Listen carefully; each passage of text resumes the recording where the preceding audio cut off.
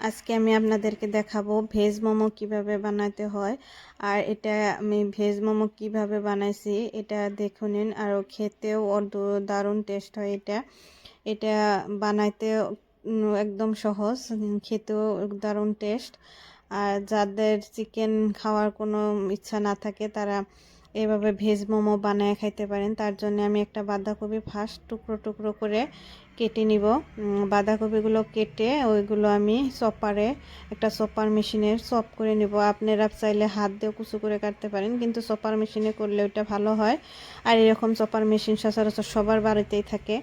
এরকম chopper machine কুচু কুচু করে এরকম চপার মেশিন দিয়ে আমি কেটে নিব। আর এখানে নিয়ে নিছি একটা পেঁয়াজ, একটা গাজর। আপনারা ভেজ মোমো যে কোনো সবজি দিয়ে বানাইতে পারেন। আমি বাঁধাকপি, গাজর আর পেঁয়াজ নিছি। আপনারা চাইলে যে কোনো সবজি দিয়ে বানাইতে পারেন। আর এখানে আমি বেশ কিছু পরিমাণে লবণ দিয়ে দিলাম। লবণ দিয়ে এইগুলো ভালো করে মিক্স করে ঢাকা দিয়ে রাখবো, কারণ সবজিতে যেগুলো এক্সট্রা পানি আছে ওগুলো যাতে বের হয়ে যায়। আর এখানে আমি মোমো বানানোর জন্য একটা ডো রেডি করে নিব। তার জন্য আমি ময়দাতে একটু পরিমাণ মতো লবণ দিয়ে ওইটা পানি দিয়ে ভালো করে এরকম করে সফট ডোটা আটা মেখে নিলাম। আর মানে ময়দাটা আমি এরকম করে মেখে নিলাম। আর এই দেখুন সবজিতে অনেক পানি জমা হয়ে গেছে। ওই পানিগুলো আমি হাত দিয়ে এরকম করে চিপে চিপে আমি পানিগুলো বের করে নিব। আর সবজিগুলো পানি বের করে নেওয়ার পর সবজিগুলো দেখুন কত ঝরঝরা হয়েছে। এই দেখুন অনেক ঝরঝরা হয়েছে। আর এখন আমি এই সবজিগুলোর কি কি দেই দেখুন। আমার একটু পনির ছিল, ওই জন্য আমি একটু পনির গ্রেট করে দিয়ে দিলাম। আপনারা চাইলে একটা হাতে ভেঙেও দিতে পারেন, গ্রেট করে দিলে ভালো হয়, ওই জন্য আমি গ্রেট করে দিলাম। আর পনির দেওয়ার পর আমি দিয়ে দিলাম রসুন থেতলানো, আদা থেতলানো, আর দিয়ে দিলাম কুচি করে ধনেপাতা।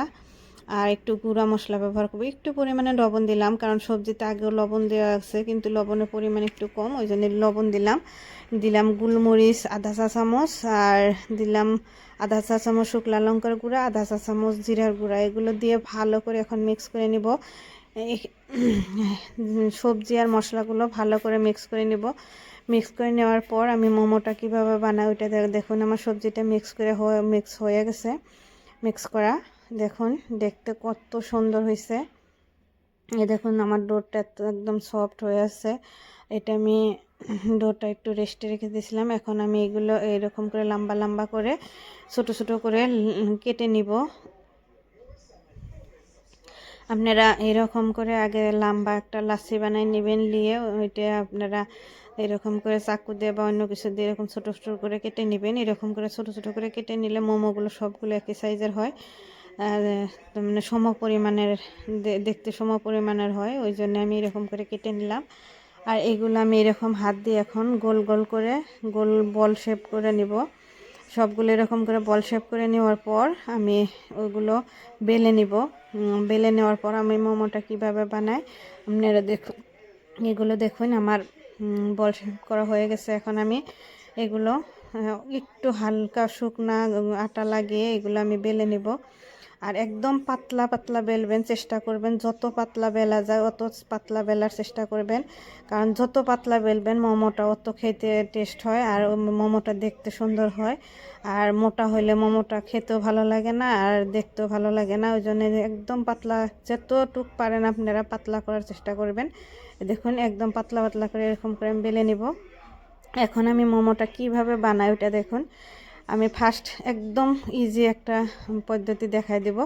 ভিতরে এগুলো সবজিগুলো দিয়ে আপনারা একটা সাইড এরকম করে হাত দিয়ে চেপে ধরে আর একটা সাইডে থেকে এরকম করে ভাঁজ করে যাবেন, এরকম করে ভাঁজ করে যাবেন। আর একটা সাইডে দিয়ে এক হাত দিয়ে ভাঁজ করে যাবেন, আর এক হাত দিয়ে চিপে চিপে যাবেন। এরকম করে বানায় নেবেন। দেখুন এই যে মোমোর শেপ রেডি হয়ে গেল। আর আরও দুইটা আমি পদ্ধতি দেখাবো, হাতে নিয়েও আপনারা এরকমভাবে চেপে চেপে করতে পারেন। এই যে দেখুন আমি যেরকম করে করছি ঠিক ওই রকম করে আপনারা হাত দিয়ে চেপে চেপে করে নেবেন। এটাও দেখুন এই যে আর একটা হয়ে গেল। আর একটা আমি শেপ দেখাই দিব। দেখুন এটা রাউন্ড শেপ করব আমি। আর রাউন্ড শেপ করার জন্য হাতের এরকম করে একটা মোমোর রুটি নিয়ে তারপরে এরকম করে রাউন্ড রাউন্ড করে ভাঁজ করে এরকম করে বানিয়ে নেবেন। আর এটাও আমি রাউন্ড শেপ করলাম, দেখুন দেখতে কত সুন্দর হয়েছে।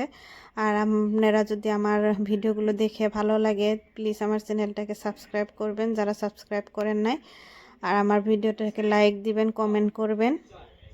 এখন দেখেন আমার অনেকগুলো মোমো বানানো হয়ে গেছে। আর এদিকে আমি আরেকটা পাত্রতে এরকম করে পানি গরম হতে দিয়েছিলাম, পুরো ভাপ উঠতেছে। এখন আমি মোমোগুলো স্টিম হতে দিব। এই দেখুন আমি বসায় দিতেছি মোমোগুলো, এরকম করে অল্প গ্যাপ রেখে রেখে আপনারা মোমোগুলো বসায় দিবেন। সবগুলো মোমো এইভাবে আমি স্টিম করে নেব বসিয়ে দিয়ে। আর মোমোগুলো স্টিম হওয়ার পর দেখতে কীরকম হয় ওটাও দেখাবো আপনাদেরকে।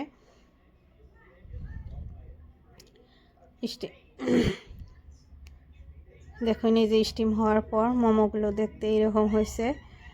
আর বোঝাই যাচ্ছে না যে এটা ভেজ মোমো না চিকেন মোমো।